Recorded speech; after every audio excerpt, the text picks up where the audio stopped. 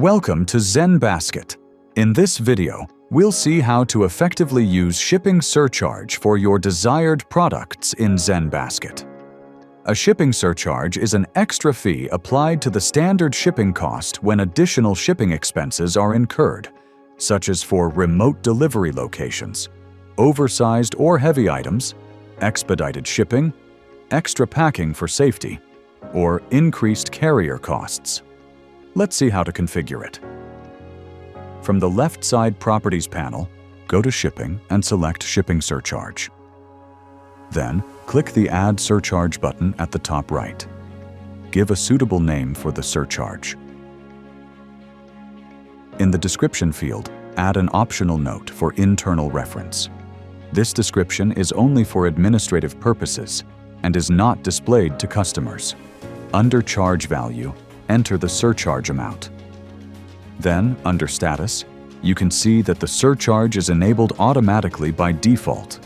If you don't want to use this surcharge later, you can simply disable the surcharge toggle. Now, under Assign Products, click Add Products. A new pop-up window called Add Products will appear. Select the desired product for which you want the surcharge to be applied.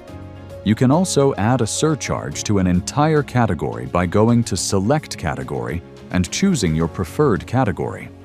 Then, check the box at the top of the product list to select all the products in that category and click Save.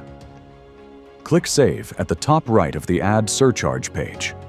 A new surcharge has now been created successfully. Let's see how this shipping surcharge works on the storefront. Click on a product from the Products page and click Buy It Now. On the Checkout page, you'll see that regardless of the shipping method applied, the surcharge amount is added to the base shipping cost. Even if the shipping cost is free, the surcharge amount will still be added. Go back to the shipping surcharge dashboard. Here, you'll see a table displaying the surcharge name, whether it is active or not, the surcharge amount, along with the available actions.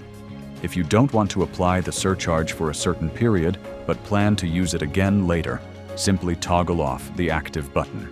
A confirmation pop-up box will appear. Click Yes to confirm. Under Actions, there are two options available: Edit and Delete. If you click Edit, you can modify the surcharge name, description, value, and assigned products as needed. If you want to delete the surcharge, simply click the Delete button. A confirmation pop-up box will appear. Click Yes to confirm. And that's it. In the next video, we'll continue exploring the remaining shipping options and see how to configure them. To learn more, visit our Help Center at help.getzenbasket.com.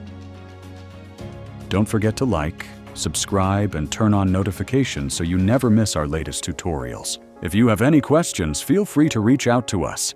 Thanks for watching, and we'll see you in the next video.